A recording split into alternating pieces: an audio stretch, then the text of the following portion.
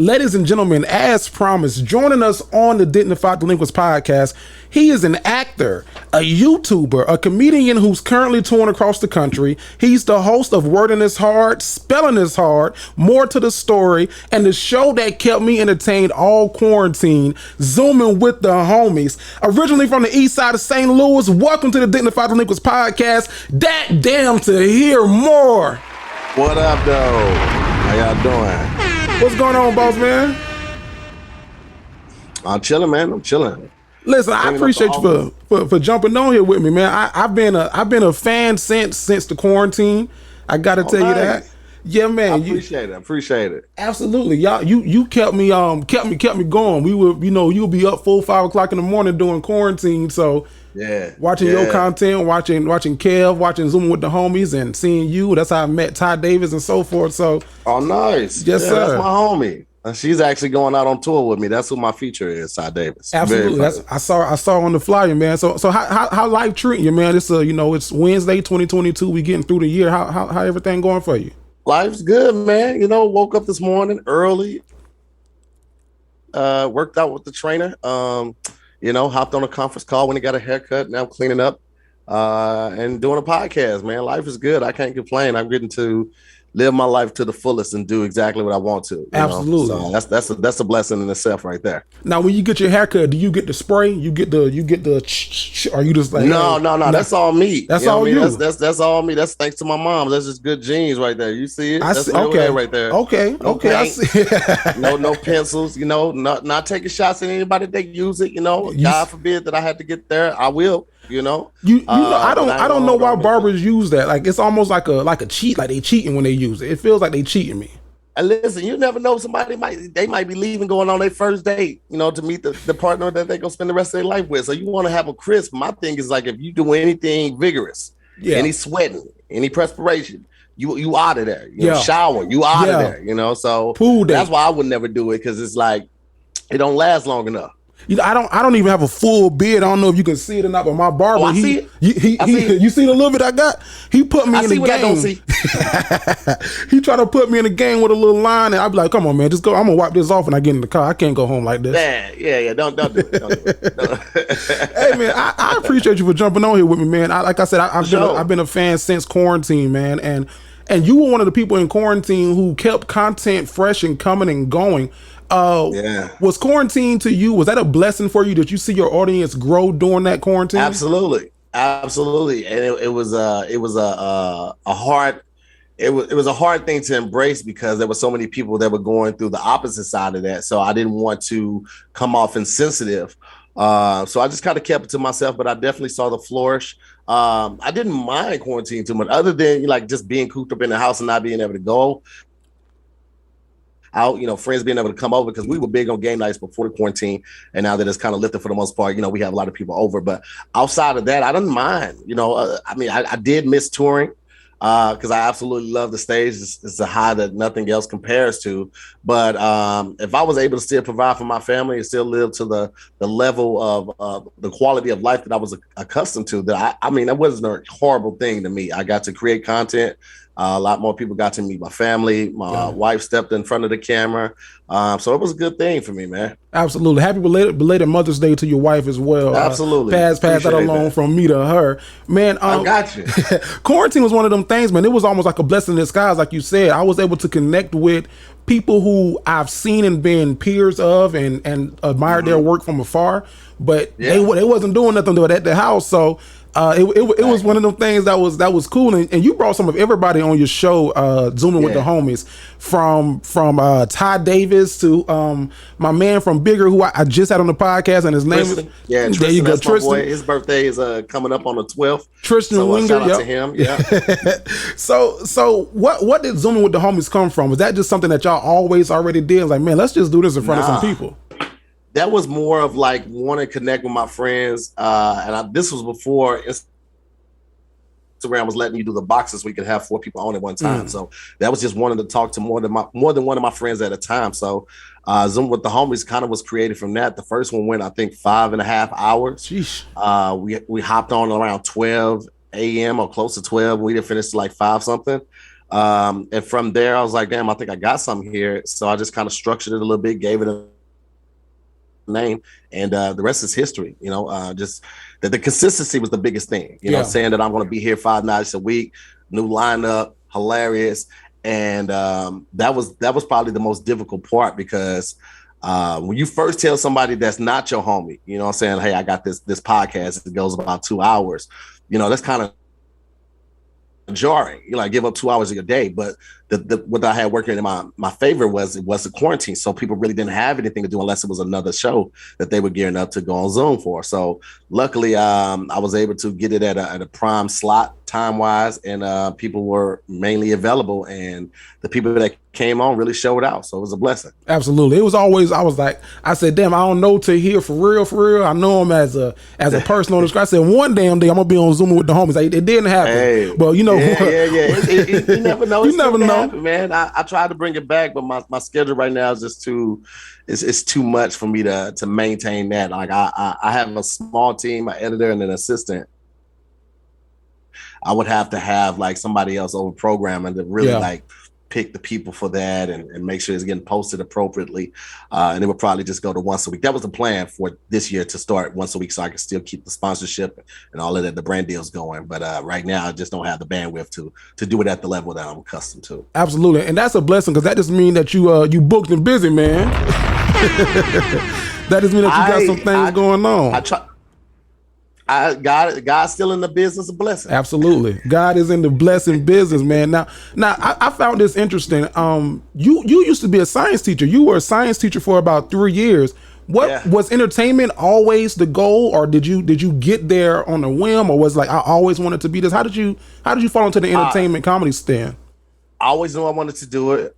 Started teaching as a means to an end. I started as a sub and bounced around from school to school, and then I went to one school and they really liked the way that I brought the lesson plans and things of that nature. So they asked me to stay, and I became a permanent sub, and that's how I ended up subbing for 3 years at a middle school. But our comedy was always the end goal. I know once I finished up school, I was planning on moving either to New York, Atlanta, or LA. I tried Atlanta. I just felt like at the time I didn't have enough options to keep me from having too many kids. And New York was too much hustle and bustle. Like I like hustling. Like I don't mind working on any day, birthday, anniversary, holidays, Christmas. I don't care. I'll work.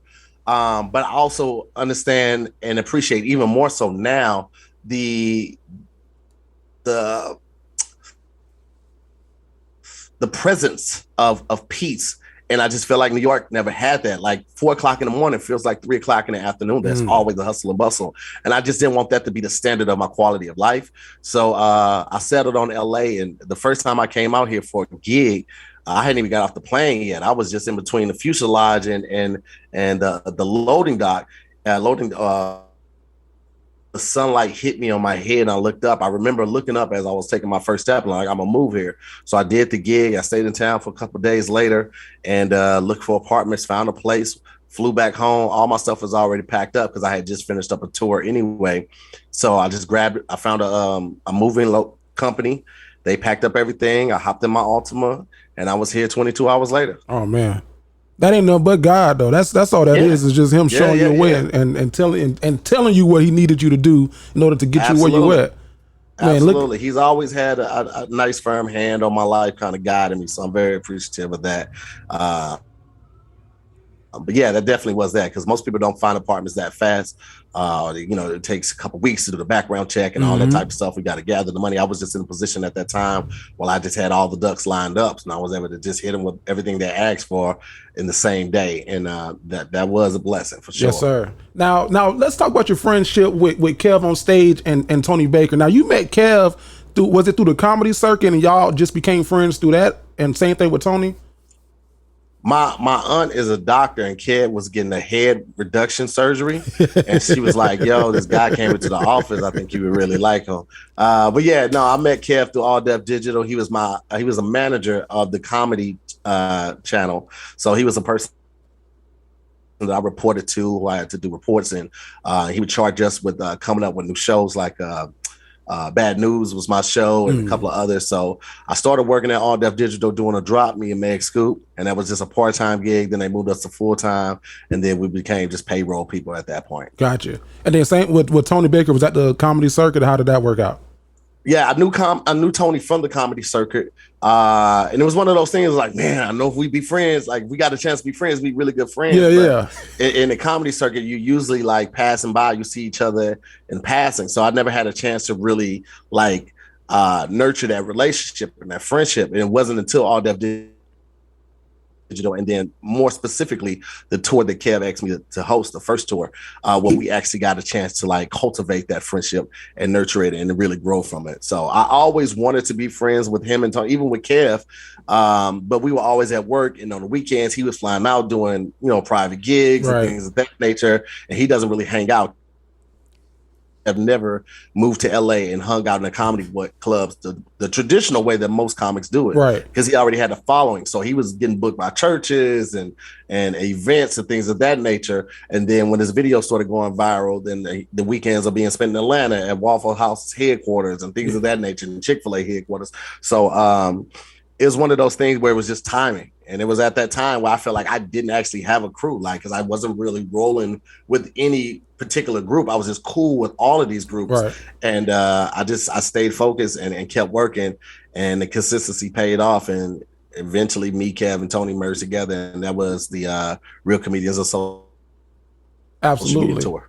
And you know what? I'm on the East Coast. I'm in Jacksonville. But to us on the East Coast, y'all click, the three of y'all is equivalent to Chico Bean, DC, Carlos, where it's like, man, this is a close knit group of friends who do this comedy thing together. So it's just dope to see y'all move together. You don't really see that as often, because sometimes this game can be very much me, I. So it's dope to see that you all work together and move together and big each other up every chance you get, man. You don't see that happen too often. That's very true. And I never even thought about it. Like, we've been on a show together and everything and never even made the comparison. I think mainly because our followings are so different. Mm-hmm. Truth be told, like if I had came up around Carlos, or that meshing had happened around that time, Carlos, that following would be more of my following for the most part. But I just it happened the way it was supposed to happen and when it happened, and that was with Kev's following. And I think that's amazing. I'm very grateful for everything that Kev really taught me how to cultivate my following. And I've always been a person that never looked at people as fans. I never wanted to refer to them, that I think is kind of diminishing for all the support that my supporters and my tribe give me. I feel like fans are people that just, like a video, they might talk about it in a conversation. Mm-hmm.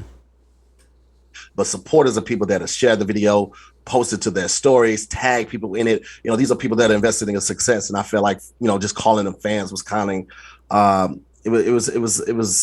it was not holding all that it really was for them. For sure. So I always call them supporters. Yeah, absolutely. So I'm very thankful for my supporters. And what'd you call it? The Moore Mob?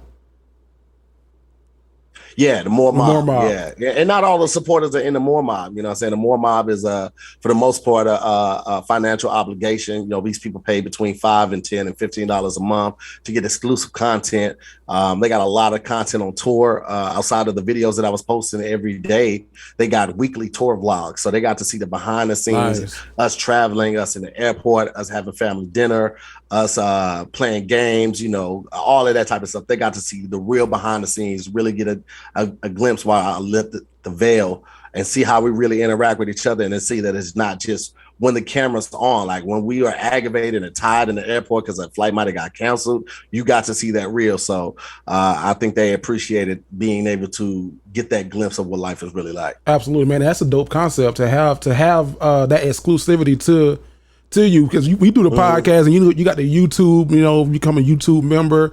But I never looked at it like, it ain't got to be this great, perfect, nicely cut content all the time. It can just literally be us behind the scenes just talking. I like it gritty, like porn. I don't like porn. I like amateur porn. Yeah, I want camera. See the camera porn. fall. Yeah, being lit by the hallway light. You know what I'm saying? Like turn that bedroom light off. That's too much. You know what I'm saying? There ain't no production. Get them studio lights out of here. Real. Yeah. Her socks don't even match. That's what I like. You know what I'm saying? When it's real, she wouldn't even expect them to give it up. Yeah, like it's the bottom bottom of her feet dirty? What the hell? Well, I ain't gonna stop doing. I don't mind. I don't mind. She had a long day. I don't know her walk. You know what I mean? Praise God. Absolutely. Hey, one of you were just on Clint Coley's podcast not too long ago. Yeah. Advice from a Fuckboy, and Clint is on tour. He has his tour that's touring across the country. My Edible Kicked In. One of the things that he was saying, and he gave me this advice, and I see that you probably take this advice as well and use it. I'm kind of curious of how you alter it for you. Clint was saying that, you know, the podcast and everything that you do should lead back to something.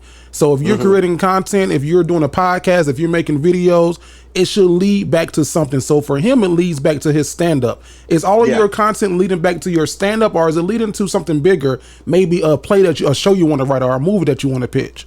It's always leading back to the brand. My name is a brand. I look at myself, like Jay-Z said, I'm not a businessman. I'm a business, man. You know what I'm saying? Like, Tahir Moore, it will be a household name, and everything associated with me will have a certain level of quality with my dealing. So whether it's a tour that's coming out, or a new show that I'm launching, or I'm selling a show to a network and you guys are familiar with it already, you know that show is going to be dope. Whether it's me being on somebody's podcast, you just know when you see that name. It's like, you know, with Blue Magic, you know what I'm saying? Like, you know the quality of that. You know that it's a trusted brand, and that's what it always comes back to me. Like, I want people to feel satisfied after they watch something or pay for something or purchase one of my shirts, that they feel satisfied with the amount of money that they spent and what they got in return. So I can save, you know, $600 if I go with this printing company on my t-shirts, but I know these shirts are gilded and they're gonna crunch up after 3 or 4 washes, and then they start, because I always rock black t-shirts, then when you iron, it's got the little white streaks in it or something like that. Like, I know that, but if people are gonna take the money that they spent, their hard-earned money, maybe working at a job that they hate, maybe working at a job that's temporary, but they decided to break bread with you financially, like, then I want them to know at the end of the day they're getting some of a quality value. So that's what that always comes back to me, like, just back to the brand. Always great entertainment, high quality, and you get your money's worth. Absolutely, man. That's dope. I was the crazy thing is, and just crazy how life works sometimes. I was just talking to my wife, man, and we were just having that conversation of, you know, what are you doing all this for? Like, what is the end goal? You know, is it for stand up? Is it for the writing? Is it for? But I never looked at it as, you know, the way that you just broke it down, as you are the brand. Everything feeds back to you. I never thought about it like that. I was using this to, you know, fill my dates when I go on the road. You know, I'm using the podcast to try to get more butts in the seats, but I need to be focusing on a grander scale of, like, nah, nigga, it's you. Listen, bro, it always comes back to I'm that nigga. Yeah. Like I'm that nigga, bro. Like, whatever you need, like, if you know I'm in that area, I'm somebody that can get you that answer. And if I don't have it, I can connect you with somebody that got it. I'm that nigga. Like, in all cases, all forms, all shapes, all fashions. There it is. Wait for it. I'm that nigga. And that's it. I do a Tuesday night joint. It's Just a Good Time. It's not a comedy show, just a kickback. And we do it at this little speakeasy, and it's kind of hidden. It's one of those, like, if you know type things, because I don't promote it on social media. There ain't no flyers being made for it. Everything is like via text. I literally text everybody that I invite, or email, or call them, or talk to them face to face. Like, I take it back to the old school, because you make more meaningful interactions that way. Absolutely. You know what I'm saying? Like, I don't want somebody just to see it. I want them to see it, to be intrigued, and want to check it out. And so that's why I tell them to come. And when they come, I buy their first drink. You know what I'm saying? Because I want them to experience something like they've never experienced. You never experienced that type of patronage with somebody, like, invite you out, take care of your first drink, introduce you to people, make you feel welcome, make you feel special, like you're supposed to be there. And that's why it's just a good time. It's so dope. Last night we had one of the biggest and best turnouts we've ever had, and we've only been going for about 4 months. You know, we only do it every other Tuesday, but my wife asked me the other day, like, why did you take this on? Like, you didn't have to do this to the point where now you got to invite people and make the new flyer and book the DJ and all this type of stuff. It's like, I'm that nigga. Yeah. I'm never the one to just sit back and just, like, hope stuff works out. I want to have that shit popping. You know, I want people like, yo, Tahir got a dope ass comedy night this night, and he gonna tour in this city this weekend, and he got a dope ass Tuesday night. Is it comedy? No, it ain't comedy. You just go there, chill, good music, great drinks.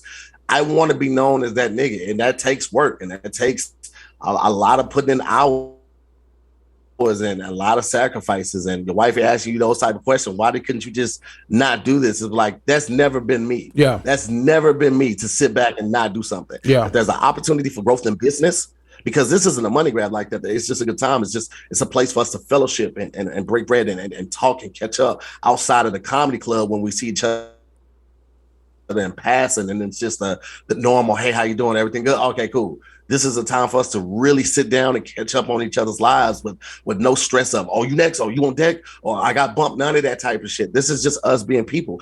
And I feel like it's so needed, especially in Hollywood, because you have so many no's and so much negativity and so much competition. This is a place where we all equal. Yeah. No drink costs as much as they drink costs. You know what I'm saying? Ain't nobody buying no boots. Now, these boots are reserved for me, but ain't nobody buying no boots. You can't buy no boots. Right. It's not that type of thing. It's just a place for you to be a person. You know what I'm saying? And have a good time. Absolutely. Man, I'm curious now. What is your why? Like, I love doing comedy, podcast, entertaining, and it's not for me selfishly. I care more so about putting a smile on someone else's face. I care more about how I can interact and change your day in that moment. And people look at me when I'm crazy. I'm crazy when I say that. We had a show in Charlotte at the Comedy Zone, and they were thinking that we were gonna do, this extra mama. Heard that word? I fucked up. We thought it was gonna do this big ass word, this big ass number of tickets. There you go. Yeah, I be fucking up sometimes too. Me too, man. Word is hard. They thought we was gonna do this big number of tickets, and we didn't hit what we were supposed to. And some people were like, "Well, you ain't upset, you ain't mad." I said, "Hell no, these 45 people finna get these jokes because they're here." So what is your absolutely. Why? My why is these bitches, bro. I mean, like, bitches. I mean, let's keep it a buck. You know what I'm saying? Bitches and money, right?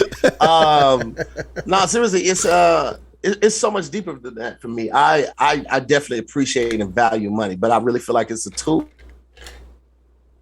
And just like all tools, you should have a decent amount of it and a good fortitude of them saved up. And money, to me, is a tool that provides freedom. The freedom to be able to do this podcast at 1 p.m. in the daytime. Yeah. The freedom to be able to go on tour and take somebody with me and pay for their flight and pay for their hotels, so they don't have to come out of pocket, and they could just worry about delivering their jokes. So we have an astronomical show, right? Astronomical. There you go. I said it too. It's about it's about somebody watching my special or my sitcom or my movie or one of my sketches, somebody that could be terminally ill, and they know there's no light at the end of the tunnel for anything that they're doing at that point. But in that moment that they're watching my content, for however long it is, 30 minutes, 5 minutes, an hour and a half, whatever it is, for that time, they just exist in that moment. They just laugh, they gas, they go through all the ups and downs of whatever the content is displaying, and they get lost in that.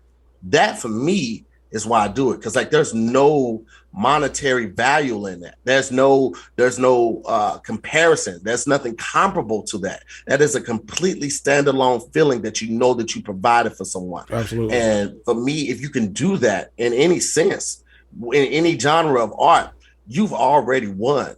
And if you move with that type of mindset, the money's gonna come, because what you're doing is a truly selfless act. You're doing something to, like you said, provide a smile on other people's faces. The money always gonna come because my consistency there, and the value and the quality is there. I took business administration with an emphasis on entrepreneurship and a minor in marketing. If you have a service that's in need and it's quality, the money's gonna come. So that's how I think about it. I'm doing an amazing service. The consistency is there, and people need to laugh every day. The money just has to follow it. You just have to determine what you're going to put first. And for me, value and consistency come first. And so the money always trails, but it always shows up. Yeah. I've never had a point where, I'm not going to be one of those comics, but like, I was homeless and, I got this one showing to change my life. That won't be me. Yeah. I'll be like, shit was going good, and then shit got great. Yeah. Because I worked for it and I worked hard for it. So that's gonna be my story, and that's my why. It's like to be able to provide that for somebody. Man, that's shit. I think I was like, when I say literally talking to my wife about it and was stressing. I had a shitty day yesterday. Just looking at numbers and looking at projections of what we anticipated doing and what we didn't do and what we could have did. And I was getting mad and stressed and frustrated. And my wife was like, "You just got to remember why you're why you're doing this. Why Yeah. are you doing this? What's the reason? Because if it's for the shit that's stressing you out and pissing you off, you might need to stop. Yeah. Because True. the average span of a black man's life is 60, 65. She said, so you got 40 more years left, sir, if you keep this up. So I appreciate her for that, and I appreciate you for saying that, because it gave me clarity. It made it make more sense for me. Yeah, one of my good friends, my brother Eugene Haynes, man. I'm always gonna say his name because I want his name to be attached to this anytime I say it on a platform. He gave me a task one time when I felt stagnant and felt like I wasn't making that change. And he had me write down a resume, an entertainment resume, accomplished resume of all the things I had done in the last 3 years. And then look at where I am now. And when I made that, it started off as one sheet. Then I forgot about something else, and it ended up being 3 pages long. Man. And I looked at those 3 pages over the span of those 3 years and where I was at that part. And I was so humbled and so embarrassed that I was trying to rush the process and not trust God's timing. Because we, as humans and entertainers and people that just want it, we're so close to this. We're up on it. We're on the heels of success. We just want it so bad. And sometimes you have to take a step back and then really assess where you are in life. You'd be like, man, look at all that ground I covered. Look at all the things I did on the path to success. Look at how much stuff I already succeeded in. And when you do that, sometimes it makes you more appreciative of where you are. And then it strikes point. And so I would always challenge anyone to do that when they get to a point where they feel stagnant, when they're not feeling as creative, when they feel like they're not making a difference or that's not going the way that they want to. Like, do that and see if that changes something for you, because that works for me every time I have to go back to it. Absolutely. I know this was an interview. The Play Cousins, that's who we call everybody who watch us and support us. We call them Play Cousins. The Play Cousins, man, they were really excited about you coming on. I think that this has done more for me in these 20 minutes of us just talking has done more for me, and I'm gonna go from this conversation and try to be better. Now this question ain't got shit to do with nothing, because he is that nigga. I mean, come on, man, come on. And this ain't my mug. We bought this at this spot out here called the Black Market Flea. It's like a black. First of all, man, if you come to LA, look it up. It's called a Black Market Flea, and they got a couple of these. Buy Black the Block. Excuse me. Buy Black the Block. Okay. It's a couple of them. They're black owned businesses, thrifts, and all of that, and they just do a big flea market. Sometimes it's the last Sunday of the month, sometimes it's the last Saturday, but just look them up. LA is so diverse. When you come from a smaller town, like you come from Charlotte, you're known for being around black people. I've been out here for 13 years, and unless I live in Inglewood, Watts, Compton, something like that, it's not.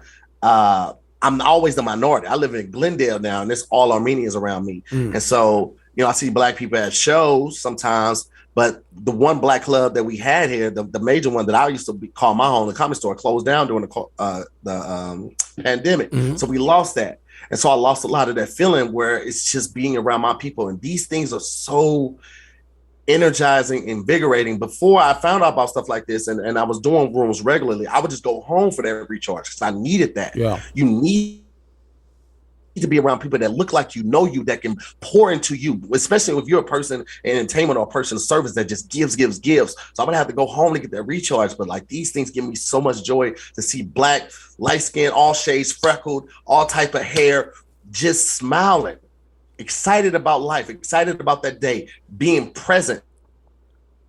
And that's one of the things I struggle with so much in my past, and I've got so much better with it, but being present, because we want success so much. We're always constantly thinking about what we need to do, what we got to do tomorrow, the email we didn't send, how come we ain't blown yet, this video didn't do this, all of that type of stuff. You're never present. You're going to look up and you're not going to remember what the last 5 years of your life went.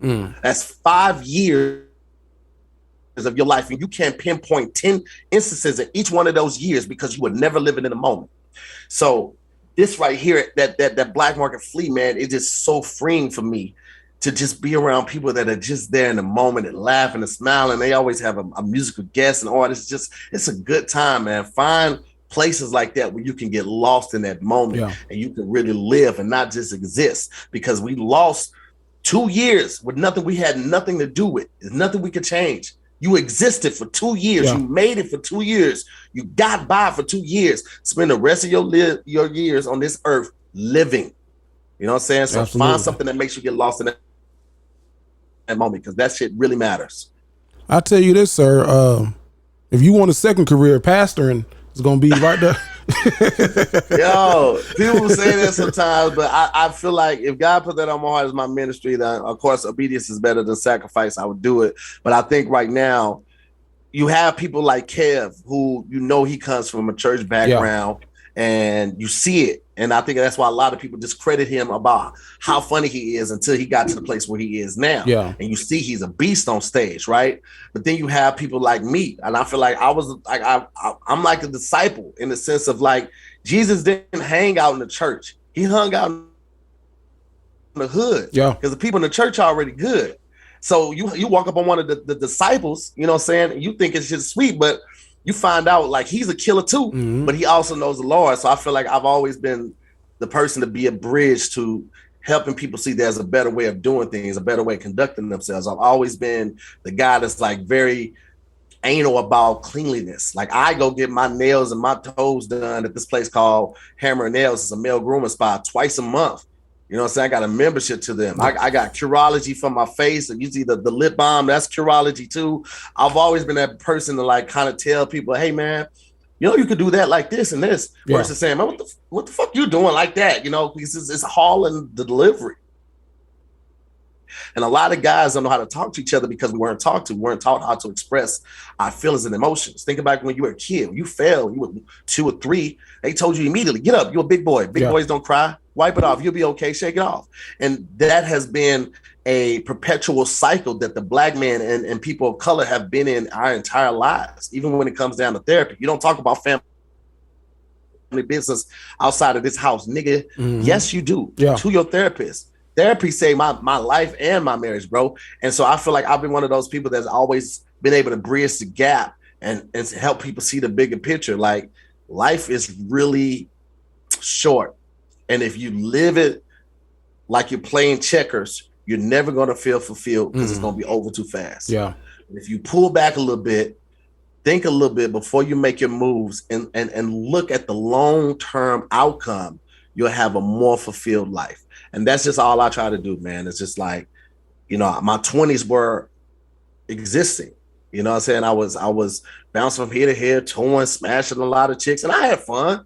But I was really existing, you know what I'm saying? I was existing from day to day. And now in my 30s, my late 30s, I'm trying to live as much as I can, man.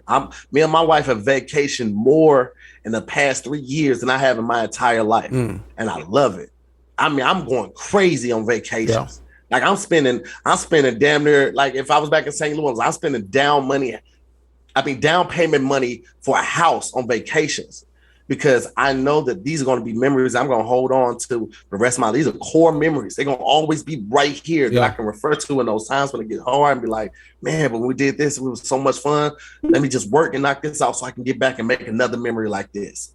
And like that's that right there for me is what I'm just trying to do, man. Just trying to keep those core memories building. Absolutely. And man, I see the black boy joy, the black man joy, just coming out your pores, man. It's live and it's well and it's living through you. Now this ain't got shit to do with shit. You just said this earlier. You like to wear black shirts. Why? Because I like to wear black shirts too. I might have a different reason. They slimming. Okay. Slimming, my nigga. My titties is tittying out here. You know what I'm saying? I'm thick as fuck. I got my mama's hips. I got ass. You feel me? So I got to do what I can. You know what I'm saying? It'd be 80 degrees outside and I'm the nigga with a jacket on. I'm trying to hide these goddamn hips. You feel me? But I'm working. I'm working really hard and diligently. I'm working out 3 times a week with a trainer and then sometimes twice a day on my own. And I changed my diet completely. Yeah. So by August, I'm going to be a different person. You're going to be a dime come August, huh? You're going to be a bad bitch.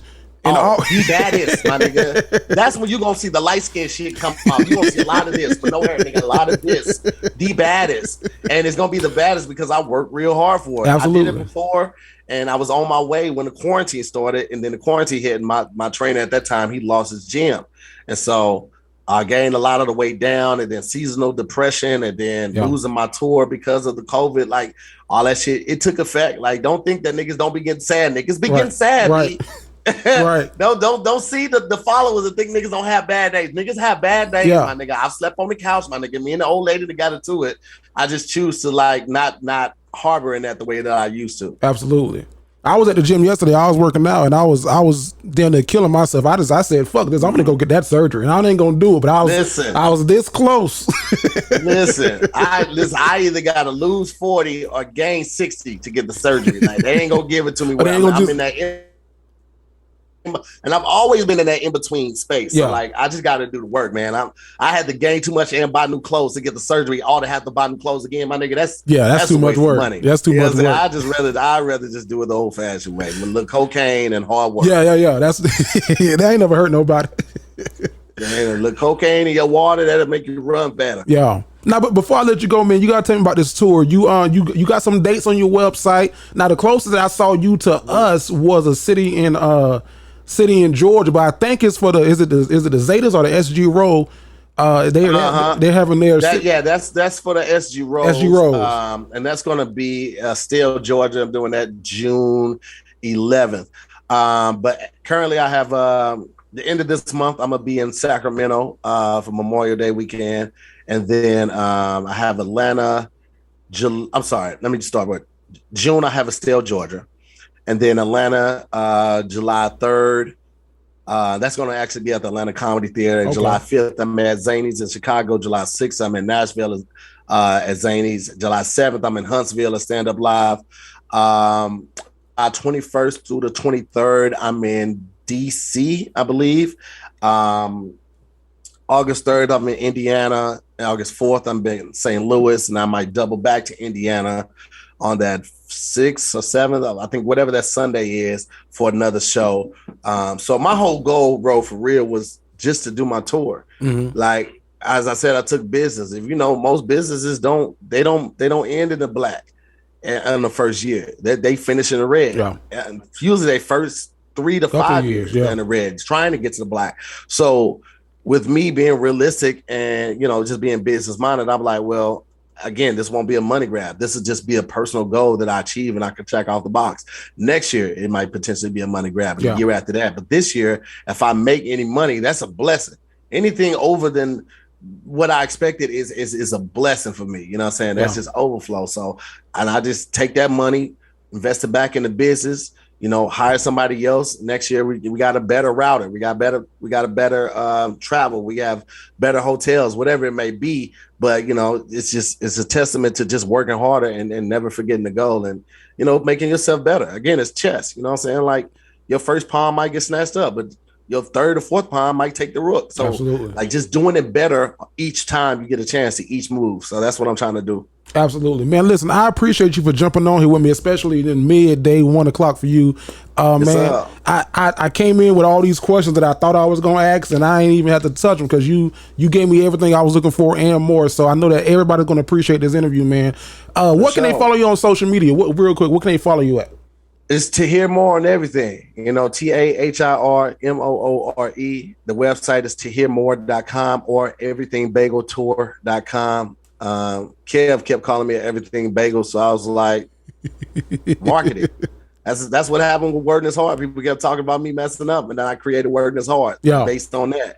And so Everything Bagel Tour just came from that. So that might be the tour name next year. Everything Bagel Tour. Just look out for that. I like that. I own that domain because ain't nobody taking that. Absolutely, man. We appreciate you for coming through, man, and rocking with us. This is the Dignified Delinquents.